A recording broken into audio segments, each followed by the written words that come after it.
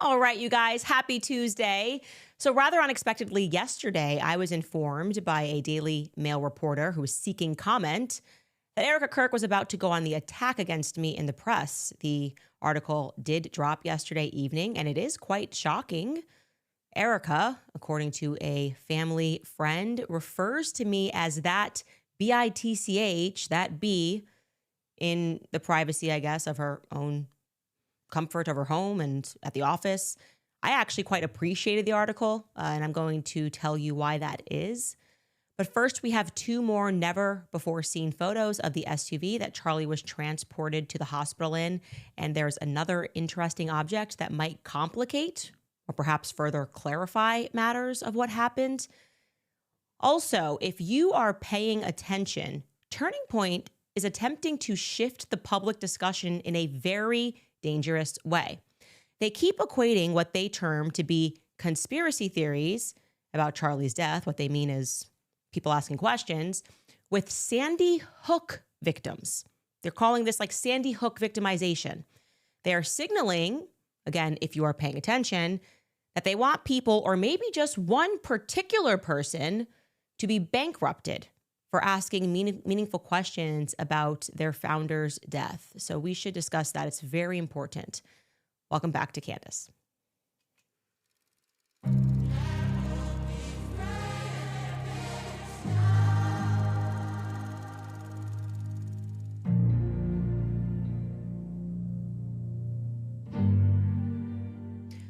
Where to begin? Well, let's begin with that car ride to the hospital, that increasingly complicated, approximately 7-minute ride to the hospital, approximate 7 minutes, right? As usual, I would like to simply have answers provided. Look, I don't want to be the person that's constantly on a hunt for basic answers. That's not a good use of my time. That's my most precious resource, by the way, time. I don't want to be working on side quests like helping Blakey Neff remember what he was doing in Salt Lake City that morning, who he was with. I want to waste my time having to referee fights between Frank Turek and Frank Turek. I'd rather not do that. I'd rather we all just sit down for an open and public forum where every question is asked and the public gets to consume that, and everyone can feel better and end this quest. But of course, from the very beginning, as we have all seen, Turning Point USA employees and Charlie Kirk Show employees have just been stonewalling us, right? It's been the opposite of helpful. They have not been forthcoming about anything. They're growing increasingly accusatory. They just want us to honor Charlie by honoring the widow with our cold, hard cash. That is what the messaging has felt like. I cannot do that. In fact, I have failed at obeying that mandate. Rather, from the very beginning of this thing, I have been gathering information and evidence, which I thought initially, and many would think that Turning Point USA would be grateful for it, that that's what they would be using their resources for. If you're going to overwork people at Turning Point USA and tell your employees to get to the office, why not just gather every piece of information you can about that day? I'd prefer that over a t-shirt and a tent. Anyway, we continue, we persist, and today we do so with two more never before seen photos of the SUV that transported Charlie to the hospital. And I'm going to show you the first. Here it is.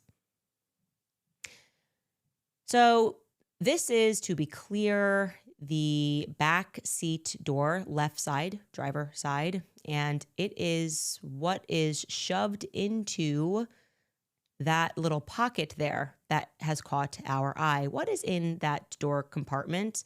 Let's zoom in. Wow. Now, we cannot definitively state what it is. What I can tell you is that across the board in our little orbit, at home, independent, double-blind study, if you will, everyone immediately saw a glove, myself included. Take that for what it's worth. I went up to my husband, zoomed in, gave him no context as usual. I said, "What do you see, honey?" And he said, "A leather glove." Someone else said, "Nitrile gloves." I sent it to Baron Coleman. He said, "Gloves." The material of the glove has varied, but no one has offered anything else in terms of what they see. And so we just decided to grab some gloves, right? From our one leather, one nitrile, and took a look at that. When I say nitrile gloves, think like chef gloves, that you see them wearing. That's a nitrile glove that's kind of made from a synthetic rubber. So we decided to take our little experiment further, because I was then going, that looks like the end, like it's just folded on itself. That looks like it's the entry to the glove. Someone just took off their gloves and threw it in there. We decided to do some science here. We can recreate it. I have nitrile gloves. We decided to then just drop some in a car door for comparison, and here is what we came up with. There you go. That is in our door. We'll show you again. That is in our door. We'll show you again. That's our door, nitrile gloves. And again, our door, nitrile gloves. I think we can do a side-by-side. Did we do a side-by-side for comparison? And in order to get that image, just to be clear, we had to wear the glove, have somebody wear the glove, take off the glove like this. So that top that you're seeing is technically inside out, right? And then just thrown into the side like so. We didn't have the exact same car, obviously. That's a smaller compartment. Ours is wider. I think it looks like it's a glove.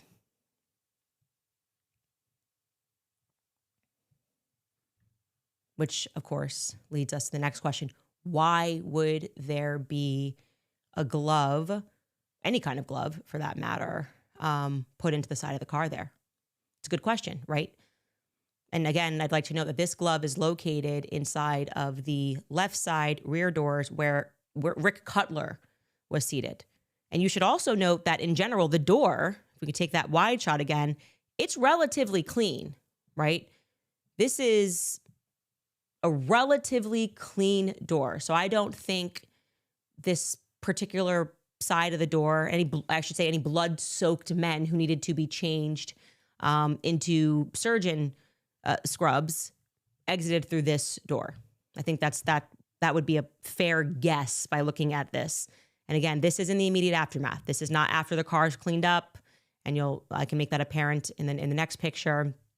Anyway, the only place that we could see blood on this door was just there at the handle. So we're zooming in so you can see that.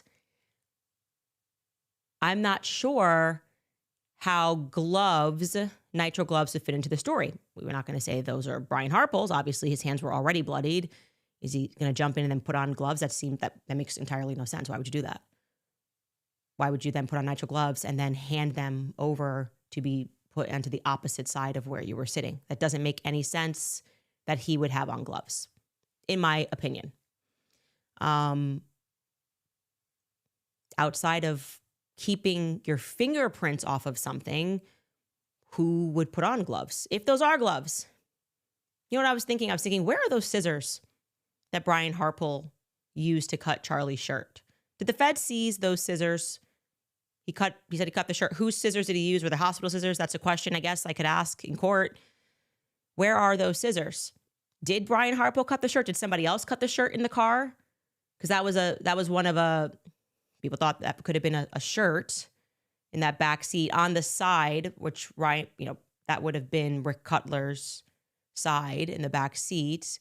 Did somebody else cut his shirt? I don't know. Everything remains plausible when people are telling, how did Frank Turek term it? Not contradicting stories. They're just having different memories of the same event, which is normal. When people are having different memories of the same event,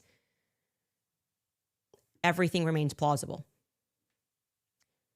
Here is a second never-before-seen photo, and it's another shot of that mysterious object that many people, surgeons included, have identified as a burned shirt. Again, we can't say that definitively, but I'll tell you what I like about this photo before we get close to it. Maybe it is a burned shirt. Maybe it's not a burned shirt.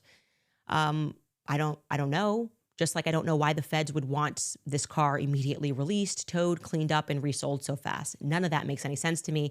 Why wasn't the car impounded for evidence? Anyhow, this second photo is actually very clear and allows us to zoom in on that item. And you can see we're back, the mints are back there, and you can just get a clearer picture of that item that is in that back seat, which some people believe to be the remnants of a shirt. Some people are messaging us and saying, Candace, that's very clearly the letters on the Freedom shirt. Well, have at it. Another shot.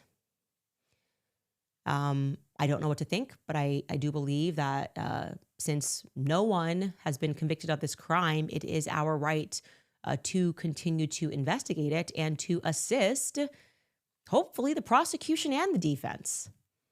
Truth. I just want to assist whoever actually wants the truth with evidence that I don't think the public was ever meant to see.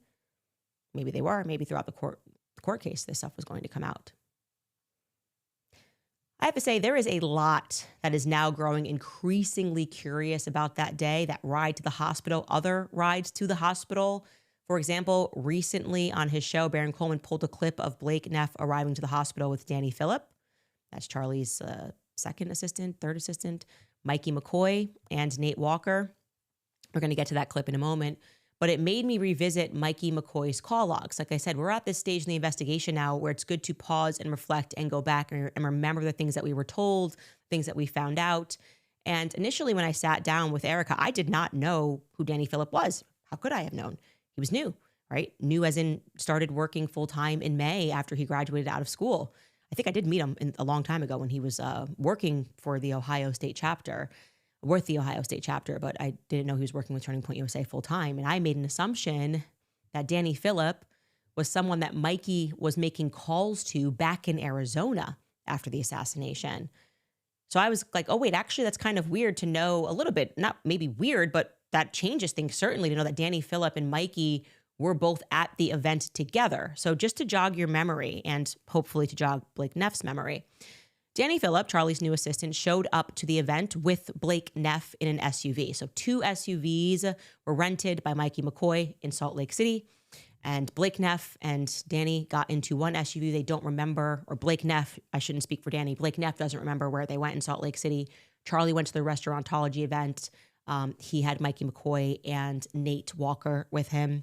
And then they all went to Provo for this event. Now, I believe that Danny was driving the SUV. I feel like I saw that somewhere. I did not fact check that myself, but Danny and Blake Neff were in that second SUV together. I don't know if there were other people there. What we do know is that Danny and Blake were standing on opposite sides of the tent when the sound of the explosive rang out. Danny Phillip was standing next to Butch Hibbs. So that's on Charlie's right side. You can see him there next to Butch Hibbs. And Blake was, as we all know, standing next to Mikey McCoy on Charlie's left side. Now, after that sound rang out, Blake is the first to gallop away, as one would expect. He sort of prances forward. Mikey, as we know, immediately presses his phone to his ear and walks away and calls his wife, Elizabeth. Never mind that for weeks following the assassination, everyone lies about that. They tell us repeatedly that he immediately called Erika, as he was trained to do by Charlie. Everywhere he was trained, he did exactly what he was supposed to. He immediately called Erika. Erika, even in the New York Times interview that she gave 8 days later, said that at 11:23, obviously adjusting for time, 12:23, I guess, in local time, Utah, 11:23 her time. She was looking at her phone, and within seconds, Mikey called her. Then we found out months later that actually, no, Mikey called his own wife first, and Erika was added to that phone call 3 minutes later. So we're going to take a look at those phone calls as I run you further through the timeline. This is Mikey McCoy's call logs. So just 2 minutes after Charlie is hit at 12:25, Blake and Mikey are back together and they're speaking and coordinating. We know this because Blake, who now suffers from various bouts of amnesia, at one point remembered that part very clearly. Take a listen. I was not with Mikey, or I don't remember being with him. I think I was ahead of him as we left. And then we get out, and I run for, can't have been more than 15 or 20 seconds. And then I realized there hasn't been another shot, so the shooter has likely been detained or stopped or something, not in immediate danger. I pause, I look around me, and I see Mikey. And I see Mikey there. And truthfully, I will never forget what I saw, because I've seen Mikey almost every day for the past 2 years. I know his personality very well. He's a very bubbly guy. He's a very happy guy almost all of the time. And I'll never forget what I saw, because it was clear in the moment that he was profoundly freaked out. What I'll always remember is the way his lip was quivering, which I'd never seen before. And you very rarely see from someone that he was freaking out. And then I think he literally said to me, I might be imagining this, but I think what he literally said was, he was looking around, and then he says, I need to call Erika. And then he takes his phone and he begins calling Erika. And I don't want to disclose how that call unfolded, but he did that. Your mind extends all of this, but that is happening within a minute of all of this occurring. I remember he calls Erika. Around the same time, I pull out my phone and I call my mom just to say, Mom, there's been a shooting. You're going to see it on the news. I'm okay. Pray for me. I've got to go. And I remember that call. And around the time I put that phone away, and then he immediately calls his dad. He calls Rob McCoy, and he says, Dad, someone shot Charlie. You need to call all of your pastor friends. Charlie was hit. We need everyone to pray right now. And that's what he told him. Okay, so yeah, he just forgot the part where he was already on the phone with his wife. Mikey's discussion with Erika, we know, lasted less than 2 minutes. The fact that has always kind of bothered me. I would have questions perhaps, but who is to judge that immediate trauma of getting that news? We do know that she's going to say, I effing knew it, right? That's what she tells, I believe, Jesse Waters. That's certainly what she told the New York Times. She knew it. But I digress, because the big thing that I wanted to point out is this phone call with Danny Phillip, who was presumably with them. Why on earth did Danny and Mikey jump on the phone for a full 10 minutes in the middle of this chaos? So let's pull that back up. Let's pull up that timeline, please. So he's right. He calls Rob and merges that call. They're on all these three-way calls, and then he ends his phone call with Rob McCoy. He ends his phone call with Elizabeth McCoy. So that gives us a total of, he's on the phone with his wife for 9 minutes, 10 minutes. And then Danny calls Mikey, and they stay on the phone for 10 minutes. They're together. Blake Neff rode with Danny. That's the only SUV that is left. They all ran in the exact same direction. This suddenly registers to me as an extraordinarily long phone call in the middle of this mayhem, a long phone call. A lot of things going on, a lot of people to speak to, the person next to you. Now, maybe Justin Strife, we have a couple options here. Maybe Justin Strife and Erika lied to me and it wasn't Danny Phillip that he was on the phone with. I don't know. I don't think so. But I can't make sense of that phone call in the middle of everything when they're together. Danny, Blake, and Mikey all run in the same direction. They get into the same car. Their cars are parked right next to one another's. What are they conversing about for 10 full minutes? We do know that they then all arrive at the hospital together around 1 o'clock p.m.ish. Blake says they arrived 25 minutes later. I'm going to forgive him that. I mean, you're estimating at that point. And we know that it's actually about 1 p.m. because the local news caught a live feed of them walking into Timpanogos Hospital. And this is what Baron Coleman was covering, because they don't seem to be shaken. They're all just kind of walking casually. And we can show you that news segment here. Take a listen. We have a lot of news still to cover here. We want to show you live pictures, which we've just gotten into the Fox 5 Atlanta newsroom out of Utah, where we're continuing to follow developments surrounding the shooting of Republican activist Charlie Kirk, who was on a campus nearby talking to students, as he frequently does. He is the leader of the Republican Youth Movement. President Trump called him instrumental in getting him reelected as president. There was a shooting today, and Charlie Kirk's representatives confirming that he was shot and is being treated at this hospital. So we're staying on top of developments there out of Utah. As we continue, we're also going to speak to Senator John Ossoff coming up here in this hour. I spoke to the senator not too long ago. He had some very interesting things to say. If you'll give me a moment, I'm just being handed information from President Trump regarding this shooting of Republican activist Charlie Kirk. We must all pray for Charlie Kirk, who has been shot, a great guy from top to bottom. God bless him, in all caps. That from President Trump. That is what allows us to date what time they walked into Timpanogos, because that tweet from Trump went out at 1:02 p.m. and he gets interrupted. So you allow for some time for his producer to print it. He's doing live updates and they're like, here, this just went out.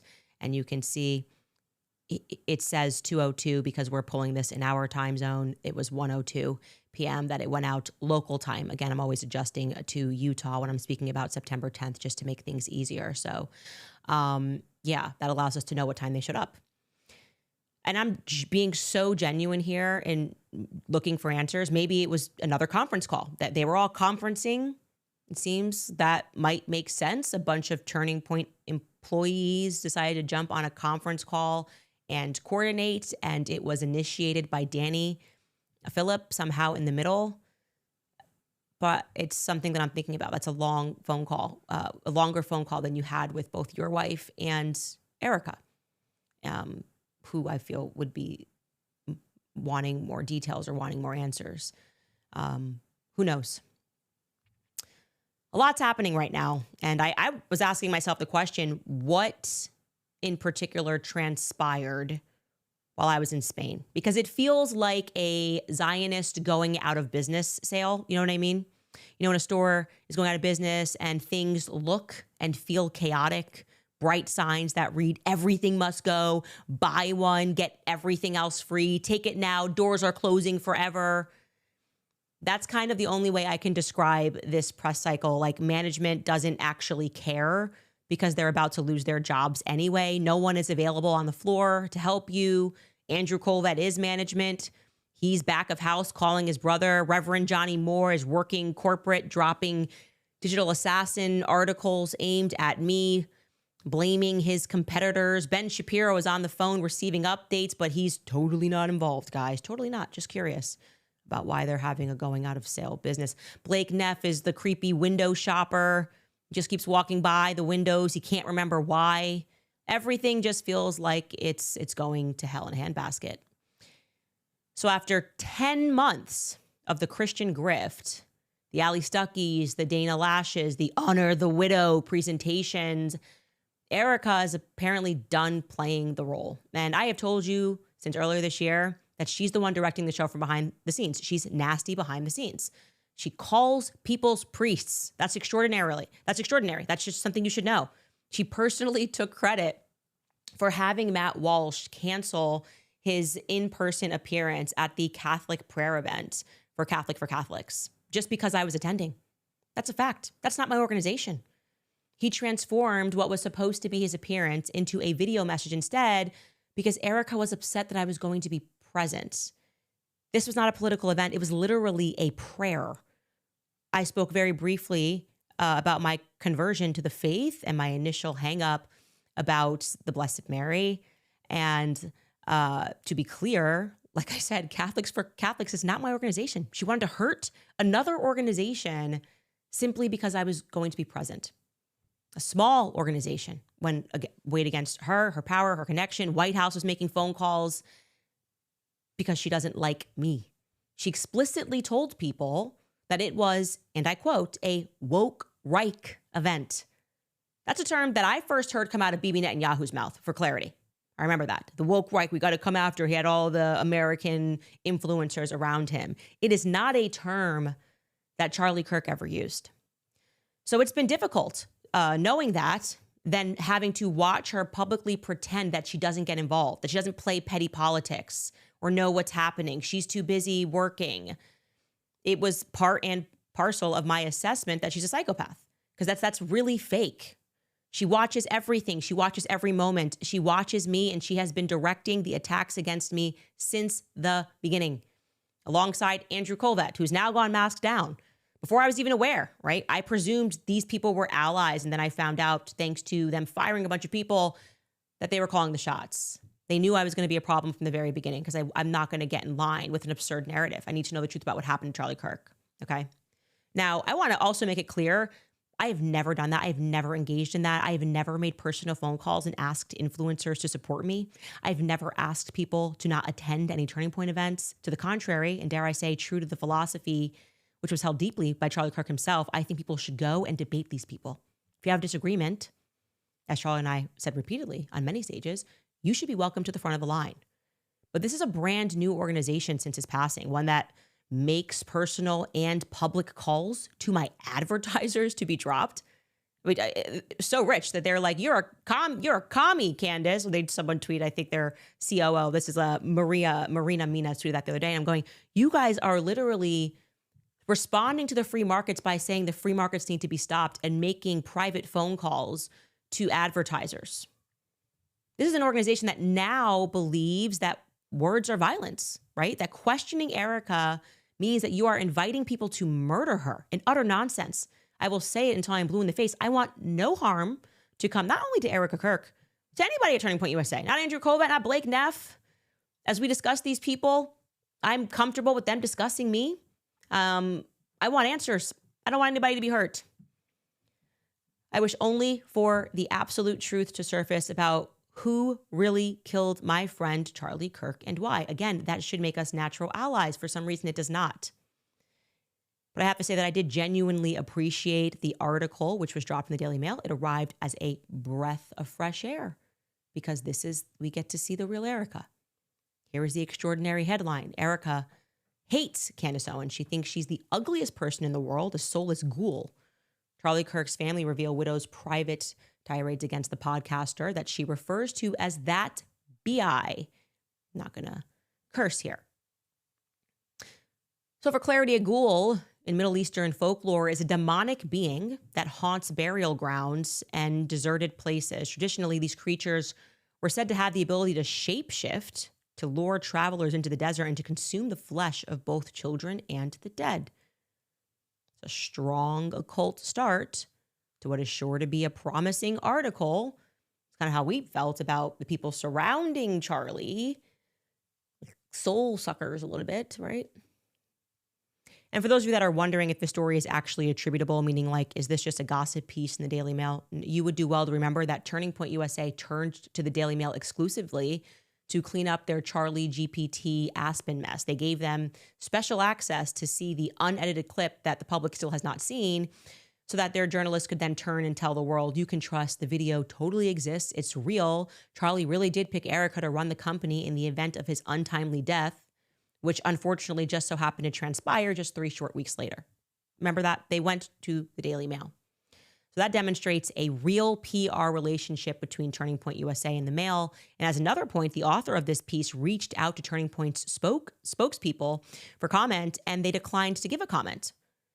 That is an opportunity for them to issue a statement saying, this is not true. We have no idea what you're talking about. Instead, they just declined to add to the article. So we can assume this is real. And they list a family friend as a source initially, and then elsewhere in the article, they say a family member. At the beginning, it says a family friend. I think that's probably going to be a Tracy Martin-esque character, given the fact that she's the one person that I know that's close to Erika, is a friend, and is also close to Erika's family, namely Lori. She's actually the only person that I know. My guess would be Tracy Martin, because she's also been the driver behind other wacky pieces that Us Magazine won, but who knows? That's not the point. It doesn't really matter. We don't have to speculate as to who the family friend is. Let's just stick with the facts, okay? So the piece opens up by letting us know that Erika has remarkable compassion for Tyler Robinson and his family. I kid you not. It says, quote, when Erika arrived in a tiny Utah courtroom earlier this month to face her husband's alleged killer, she expected to be overcome with rage. It was the first time she had come face to face with Tyler Robinson, the man accused of assassinating Charlie Kirk at the speaking event at Utah Valley University 10 months ago. And yet, in place of anger, Erika instead felt an overwhelming sense of sadness, compassion even, for 23-year-old Robinson and his family, according to 2 sources that are close to the Kirks. Quote, she was really concerned about being in the same room as him. She didn't know what she was going to feel. She said that a lot, one family friend exclusively told the Daily Mail. She thought that she was really going to be angry and mad to really hate him, but she didn't. She just felt really sad. Overwhelming sadness is what she called it. It made her grieve even more. She didn't want to fight with him or his family, she said. She almost felt compassion for Tyler Robinson and definitely for his family because it's just so sad that 2 families were destroyed on that day. So, compassion for Tyler Robinson again. She felt it instantly in her in the aftermath, you could say. She demonstrated forgiveness immediately, at least. And now she's demonstrating it again in a courtroom with him. And by the way, I echo that sentiment because I feel like the entire world knows that he didn't commit this crime. So how kind of Erika to feel compassion for the person that they are considering murdering, to be clear, for something that he didn't do. I haven't seen any convincing evidence that Tyler Robinson committed this crime. So compassion would be the right thing to feel. I want you to understand that, by the way. These influencers are calling for the murder of an innocent man. We should deeply understand that, okay? Tyler Robinson will receive the death penalty if he is found guilty. So I think I found your soulless ghouls, Erika. It's unimaginable to me to call for the execution of an innocent man without literal overwhelming evidence. After the public execution of another innocent man. When they say these statements like case closed on the basis of one hearing where we are shown nothing close to concrete evidence, or when they pretend that they are being submerged, overwhelmed, that is precisely what they are doing. It is so evil. They are calling for the state to murder Tyler Robinson. I want you to put that in your mind when you read it. They want Tyler Robinson to be murdered. Case closed, murder Tyler Robinson. That's what they're saying. Sick. It's really sick and it's truly evil. What would make you call for that? It sickens me that so many people who I once respected are engaging in that. Guilty before innocent, right? Guilty before proven innocent. Then, of course, after this compassion that she displays, there was a dramatic shift in the article, and she talks about quote unquote conspiracy theories after detailing that compassion for the man that she herself said she was certain killed her husband. That's what she said to Barry Weiss. Remember that? She was wholly confident that this man killed her husband because she has access to the evidence. Here is how she then flips and describes her feelings toward me, someone who is trying to find the true killer. The article reads, quote, "That bridge is burned between Erika and Candace. It's more than burned. It's been blown up. There's no reason for Erika to ever speak to Candace again, ever," the family member said. Candace decided to make this her identity. It's a grab for attention, building her name and her brand and making some money off of it. That's what Erika thinks. Oh, brand being built? No, Erika, I had a name and I had a brand before Charlie Kirk was assassinated. In fact, me and your husband built our names and our brands alongside each other and apart from each other. The world didn't know your name until he died. You attempted to build your brand thereafter, and you made an incalculable amount of money in the process. Do we all need a refresher on the things that she was willing to sell? The photos, the bloody mic in front of donors, the taken in front of it, the bloodied tent, people taking selfies under it. It took just 3 weeks after Charlie's assassination for Erika to file for 3 trademarks, granting her the right to his name on t-shirts, tote bags, any and all clothing. 3 trademarks. And those freedom shirts, which were sold immediately, remember everyone wanted a freedom shirt. They were actually very costly. Those were not sold through the charitable arm. Okay, former employees have confirmed to me that those profits went straight to Charlie Kirk Show LLC. So that's for her personal profit. Once upon a time, Charlie told me Andrew Colvett owned a piece of that company too. Andrew Colvett's personal profit for Charlie. And of course, it wasn't for Charlie. So as a refresher, I already had a name. I already had a brand. I was already being sued by the president of France. I think I was actually known globally. What did I sell when Charlie died? How many trademarks did I file? It is wild to me, okay, that this article goes on and states, quote, "Erika is really offended that Candace would use her husband's death to make a buck, to get attention, to get clout, whatever it is. She's offended." That's her focus, guys. Once again, all Erika cares about is money and brand and merchandise. That's what she's angry about. It's such an unbelievable thing for her to share, for someone to say that. She's upset. She thinks Candace is making money. She doesn't have enough of it, apparently. They can't make enough of the money off of Charlie's death. So what she's concerned with is whether or not I'm making any additional money while I try to figure out who killed her husband. So let me make this perfectly clear again. Erika, please listen to me. When Charlie died, we had already signed all of our advertising agreements through not just to the end of last year, 2025, but through to Q1 of this year. So what that means, because I don't really think you're well-versed in business, is that not a single additional advertiser was brought onto this platform and no existing advertisers had their rates raised, okay? We didn't make money in advertising. We sold 0 products. You remember all of the influencers, they raced to put his name, his face on cups, on t-shirts. We're going to share proceeds with Erika. We're going to do this. We all want to fight Charlie, blah, blah, blah. The same influencers who are now selling you the Fed slop about how he died, we didn't engage any of that. No, we were actually grieving. To the stark contrary, we sold nothing with Charlie's face. No memorabilia. Not a single item was sold by us in the aftermath of his death, everyone racing to commemorate him by making money for themselves. And I would point out that in our tribute episode to Charlie, our biggest episode by views ever, we sold and consequentially read 0 ads. 0, none. Go back and watch it. It's still up. To my friend Charlie Kirk, no ad reads, nothing sold for the public. Our show before Charlie died was already in the top 10 globally, sitting above the Charlie Kirk podcast. And every single episode of our new podcast since we launched it back in 2024 has averaged well above 1 million views. Go back and check that. So what is it, Erika, that you are actually upset about? Really ask yourself that question, okay? Because time and time again, you keep reminding people that all you care about is money and brand and merchandising. But I have to tell you, it is the way this article concludes that is just stunning to me. It continues, quote, Erika says she's not going to give that woman an ounce of her energy. Kind of looks like I'm getting a lot of it right now. But sometimes she just can't help herself and she'll just sort of explode with a tirade.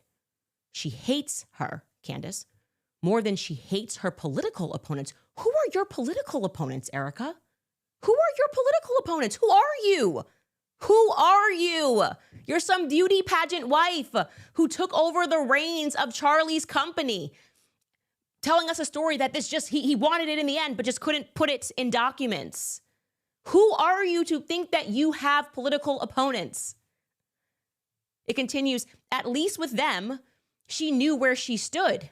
They didn't exactly betray her like Candace did. Candace did her so dirty. I think at this point, Erika likes even Tyler Robinson more than she likes Candace. End quote. Yeah, Erika. That's what Drewski and everybody who's been speaking about this has been getting at. That's why people think there's something wrong with you. Because you meant this article to be a smackdown of me, but all it did was further reveal your character. You have been on a wild pursuit of fame and fortune your entire life. You started doing pageants, I think we showed when you were like 12, okay? 6th grade, maybe? And you have not stopped wanting to be in the spotlight. Every person you have dated has had some degree of fame, and you saw Charlie as your ticket to more fame. And then you finally got it, in your view, when you walked out in a white pantsuit with sparklers behind you, and you sucked all of that in. That was it. That was the moment. We look back at those photos of people at the memorial. I have never seen such glee and such happiness. You clinked glasses. You guys then went to a restaurant. You celebrated. Finally, Erika, finally for you, after decades of trying, you had made it into the spotlight and everybody loved you.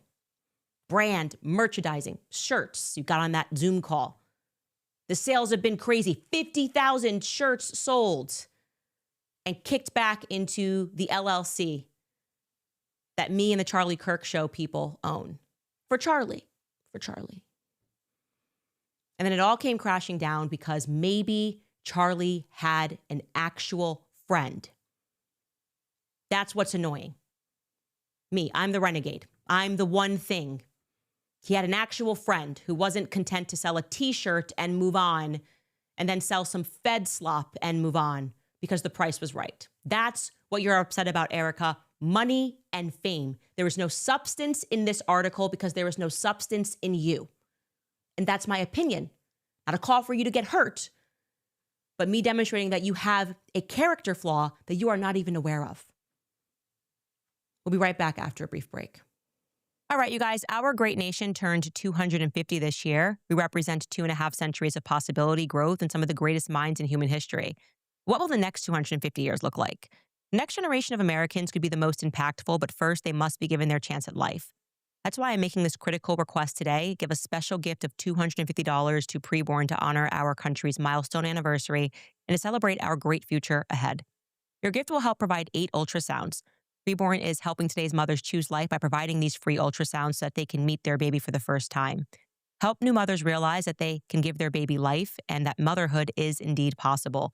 Celebrate America's birthday with your $250 gift to PreBorn today. To donate, simply dial pound 250 and say the keyword baby. Again, that's pound 250 baby, or visit preborn.com/Candace. Preborn.com/Candace. Also want to tell you guys about Fatty 15 because are you doing all the right things for your health but still wondering if there's more that you could be doing to support healthy aging? Well, I'm very excited to tell you about Fatty 15, which is a science-backed supplement built around C15, which is the first essential fatty acid discovered in more than 90 years. Researchers have found that low levels of C15 may impact how well our cells age and function over time. That's important because healthy cells are the foundation for long-term wellness, including energy, sleep, metabolism, and even cognitive health. Studies have shown that C15 is a foundational nutrient that supports healthy growth and development in children and supports our long-term health as adults as well. Fatty 15 was developed to support healthy aging for all, from kids to parents to grandparents. That's why award-winning Fatty 15 is now available as pure capsules, delicious apple mint gummies for teens and adults, and yummy berry blast gummies for kids. Fatty 15 is on a mission to support healthy aging for all. You can get an additional 15% off their 90-day subscription starter kit by heading to fatty15.com/Candace and using code Candace at checkout. Again, that's fatty15.com/Candace. And I want to remind you guys about Balance of Nature as well, because you know those days when you just feel sort of off. As a mom, I've had plenty of them between juggling work, family, and everything else. Eating perfectly balanced meals every day is just not realistic. That's why I started paying attention to what might be missing from my nutrition. Balance of Nature makes that really simple. They use real whole food ingredients. Their fruits and veggies are taken through a special vacuum cold process to help preserve nutrients. And then it's all powdered and put into an easy daily routine with no fillers or unnecessary additives. So if you've been curious, a great place to start is their whole health system. It includes fruits and veggies plus fiber and spice supplements, 47 whole food ingredients in total. So whether you've been on the fence for a long time or it's the first time that you're hearing about them, I recommend that you head to balanceofnature.com to get 10% off their fruits and veggies supplements with promo code Candace at checkout. Again, that's balanceofnature.com, promo code Candace at checkout.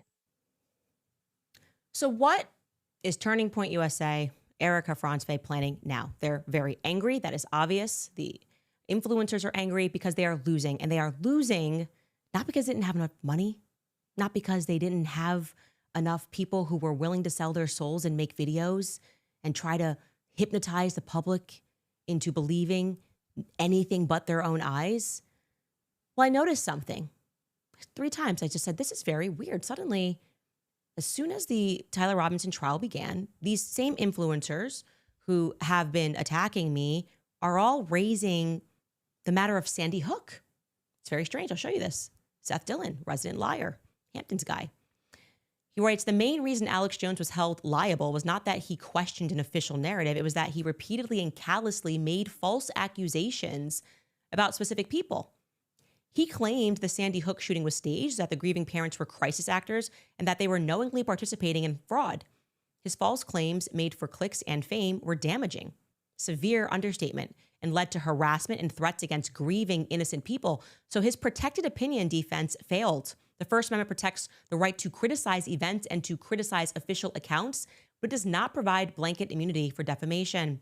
Oh, how interesting. Seth Dillon from the Hamptons. This feels like a bit of foretelling to me. This is how these people operate. You always know what is coming down the pipeline because they just start signaling. Today, Tim Pool tweets, if you want to get amplified on YouTube and X, all you need to do is claim the official story of Charlie Kirk's assassination is a cover-up and there's a conspiracy. Why is social media amplifying this so much? Why does big tech want this narrative to be front and center? I don't think they do. I think the majority of people believe this, Tim. He goes on, Alex Jones made claims about Sandy Hook and he was destroyed. His company was sold off to try to humiliate him. What is the difference here? You can claim one story is true, but the other results in your company's total annihilation. YouTube has rules around conspiracy. Specifically, they restrict conspiracy claims and amplify what they call authoritative news sources. Why is YouTube boosting these videos in the algorithm? Why does the machine want this narrative so badly? Contrast this with COVID. You'd get demonetized instantly if you talked about COVID in the early days. We couldn't even read news reports about out of China that discussed the basics. He's basically saying, state, where are you? Where are you, state? What is the state going to do about the fact that people are using their common sense? So now we are going to tie it to children being murdered in Connecticut. And he wasn't the only one. Again, this is all happening. Tyler Robinson trial. They're all talking about Sandy Hook. Blake Neff was on a Twitter space, and he similarly and specifically compared me to Alex Jones and Sandy Hook. This is a talking point that is being distributed, and it's a dangerous one. Take a listen to what he had to say.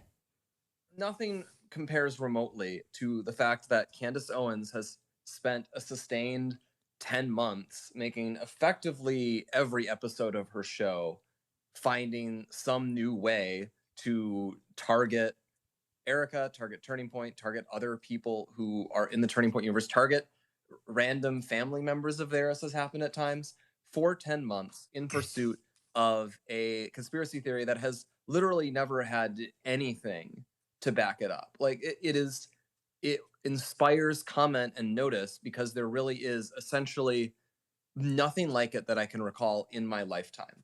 Like even as a comparison, even the stuff with the Sandy Hook parents, that was the stuff a few people ran with. And I just don't think it ever, like Alex Jones got sued for it. I don't think Alex Jones made that the only subject of the show for a 10-month period. And that's what's happened here. I just have never seen anything like it in my life. Again, they are priming the public to see that this is just like Sandy Hook. This is no different. I've never seen, it's actually almost worse than what Alex Jones did because he didn't go on for 10 months. You know what, Blake? I don't think Alex Jones lost a child at Sandy Hook. He probably would have gone harder in the paint. When you know someone that's involved, you go harder, okay? That's just the reality of things. I care deeply, okay? Because I came up along Charlie. And if Charlie's not safe in the political space, neither am I. Certainly not with you guys speaking like this. That also was the point of the NCRI report. That report, is that going to be used as evidence? Look, harassment, that is what they took Alex Jones down for. He said something, which he has apologized before and said was wrong. He speculated that the children didn't actually die that day. And then they came after him for emotional harassment, stress, whatever the claims were. And they sued him and won for $1.4 billion, effectively ending his InfoWars platform, suing him into bankruptcy. And I want to be clear, they're also putting people on their show to say, you know, Erika's just like the parents at Sandy Hook. This is the priming. They all know something that we don't know. They're not all kind of going back to Sandy Hook for no reason. Here is Viva Frey on the Charlie Kirk Show. Take a listen. We're living in a world where people have sort of gotten back into the realm of the Alex Jones InfoWars Sandy Hook level psychotic conspiracy everywhere, where now people are saying, all right, I believe everything we're being told is a lie, so I'm going to not believe anything except for that which I've convinced myself of already. I don't know if Tyler Robinson pulled the trigger. I don't know if he was on the roof and he was the one who fired the gun. I know what the preliminary evidence looks like right now, and I know it's being adduced at the preliminary hearing. But the insane conspiracy theories that are being floated, that are implicating everyone and anyone involved, that are unsubstantiated and unfalsifiable in their vagueness. I mean, I'm seeing Sandy Hook 2.0 recurring right now. I appreciate there are some issues with the prosecution. There's some issues with the investigation, and there's some issues with the evidence. I can appreciate that. But to go from there to say that it's exploding microphones, Israel did it, and not that Israel might have had a hand in this. But until you can provide the slightest shred of evidence other than I can divine an intention or a motive, you have to admit that from the evidence that you have right now, if you have a more plausible theory than the one being presented, which is Tyler Robinson was on the roof, took the shot, had the rifle, had the moment, had the opportunity, if you have a more plausible theory to present, you can go ahead and present it, but you don't get to manufacture facts out of whole cloth. This is for sure foreshadowing. This is like this kind of dark psychiatry. I'm well accustomed to this. They are getting ahead of something. Okay, they know something, and they're priming the public to think this is just like when elementary school children died and Alex Jones had to be sued. And it is deeply ironic and almost sick that that is being platformed on what is still being called the Charlie Kirk Show. Because let me tell you what the namesake, Charlie Kirk himself, had to say about people who call for lawsuits and for people to be bankrupted because they don't like speech. Here is Charlie Kirk regarding that specific Alex Jones lawsuit. Alex Jones was patient zero for the censorship regime back in 2018. And now Alex Jones is patient zero for lawfare strategies to be able to shut people up that they don't like. Is Alex Jones outlandish? Of course he is. He's a quasi-entertainer. That's one of the reasons why he's so popular. But Alex Jones has been right about a lot of things. And so people say, well, don't talk about it, stay away from it. I learned my lesson. I learned my lesson what happens when I stay quiet and I listen to these people. I'm not going to put up with another bad precedent being set because I'm told that I should hate Alex Jones. He's outlandish. He's wild. He's entertaining. I don't agree with him on everything. They're doing this to be able to show it's a spectacle.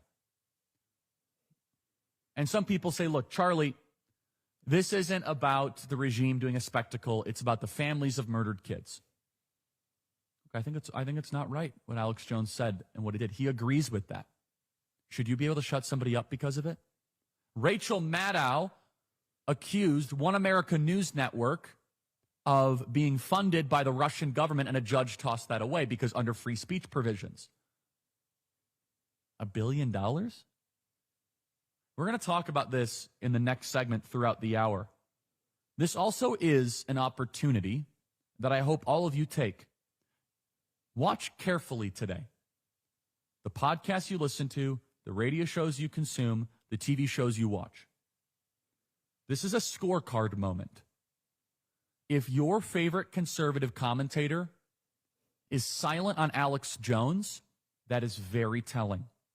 Lawyers for the Sandy Hook families say a verdict will send a signal to other conspiracy purveyors about the cost of online lies and set in motion a chain of events that could shut InfoWars down.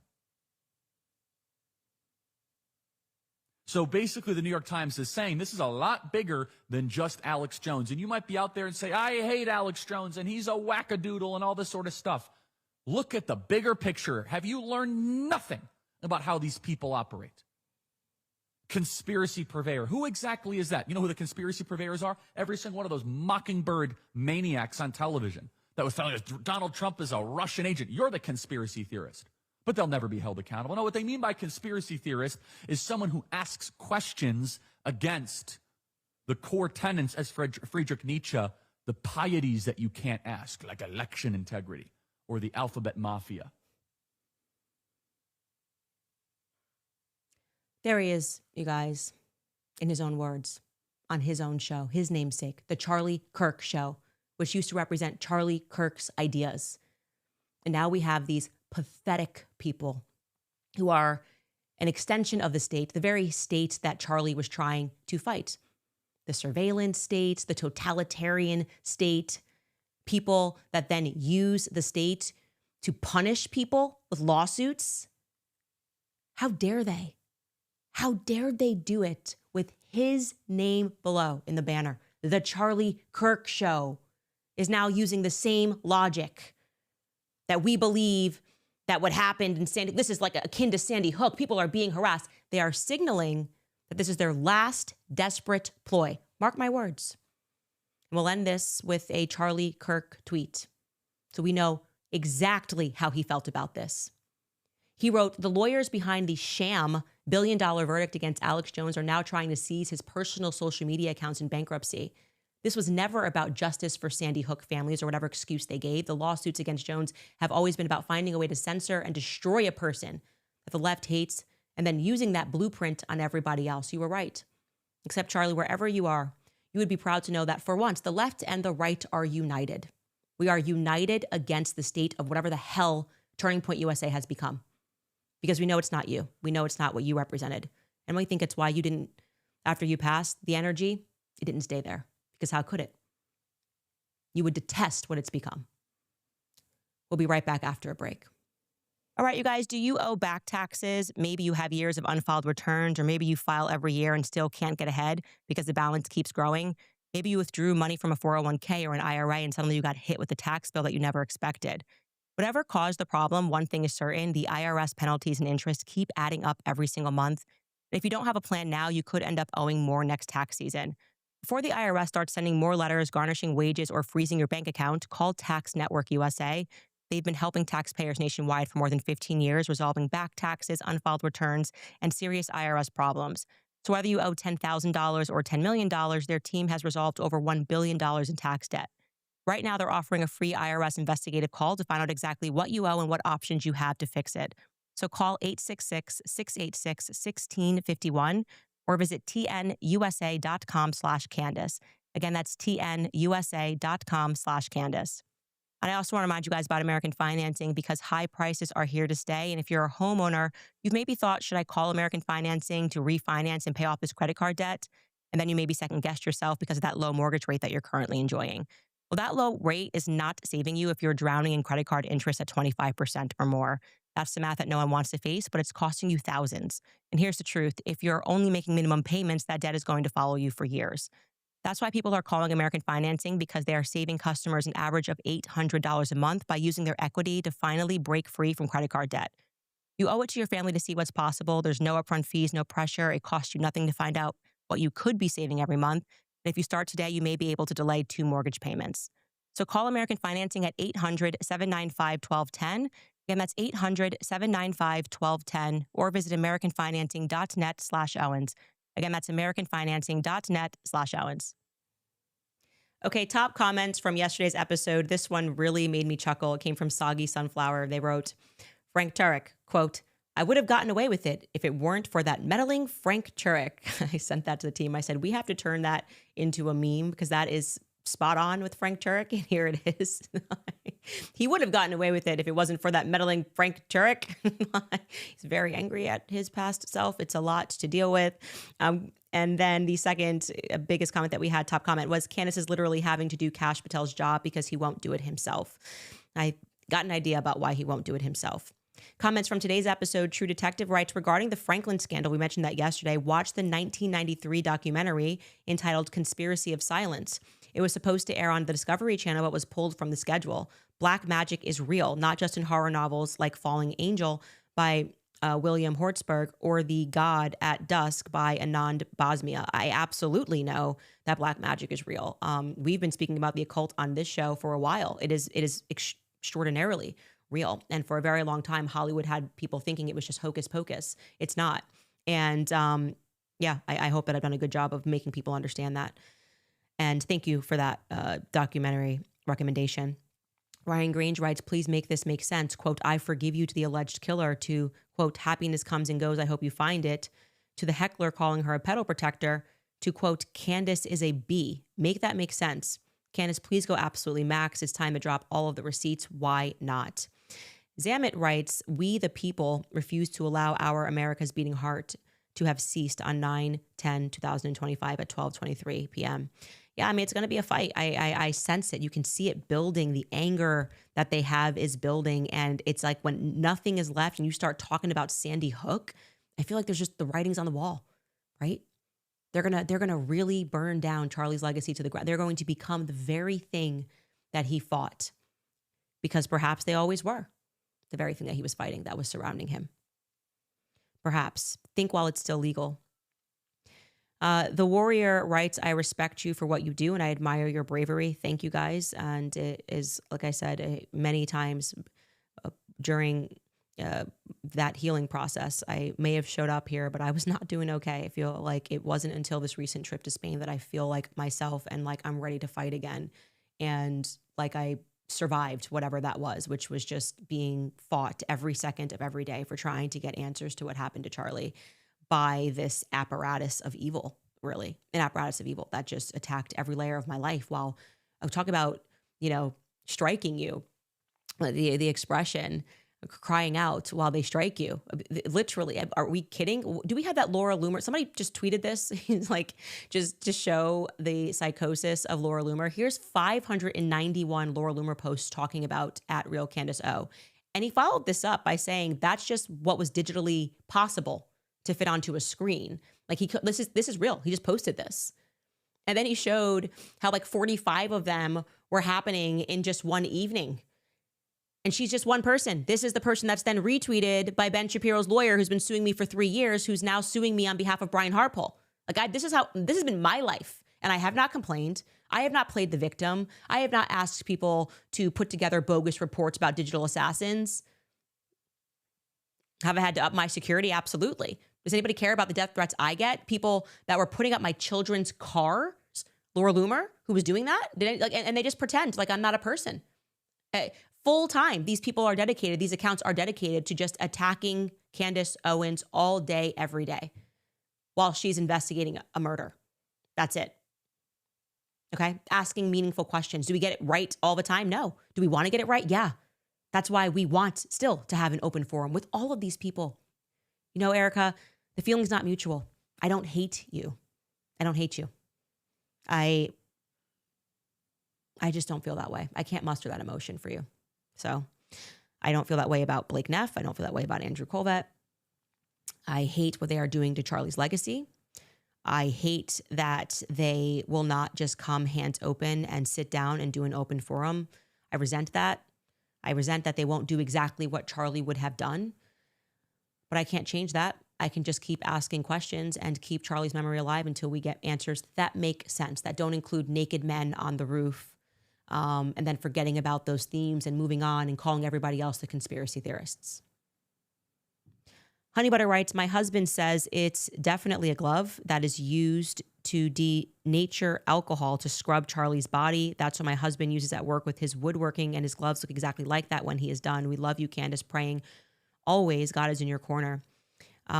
That's very interesting. As always, if you guys have any tips, people who might have more photos of the scene that day, particularly what took place at Timpanogos, if we can tighten that timeline, that would be very helpful. We are now hearing from people who worked at other parts of the hospital saying that their computers were shut down for 6 hours. That's crazy. That makes no sense. They all feel like something strange happened on that day. The people that have reached out, not everyone. More tips at CandaceOwens.com. If you know anything, have more photos that we can display. If you caught something, if you are a federal government agent and you want to be a whistleblower, I mean, anybody who wants to come forward with information, we will accept it. And as always, if we get something wrong, we will pivot and we will correct it.